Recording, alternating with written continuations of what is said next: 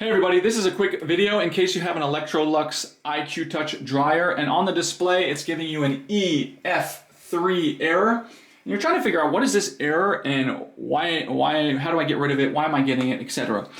So first of all, the EF3 error comes up so if you do a cycle to dry, whatever you've got in the dryer gives itself a certain amount of time to get it dry. And if after that time expires, it's still wet, it senses that it's still wet, it will give you this error. So there's a couple things that could be causing this.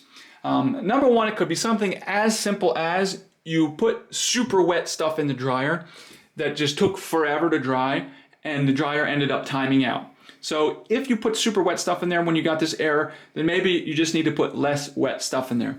Other things that could cause it is just like, checking all the lint screens and all the airflow areas, making sure you're getting good air exhaust.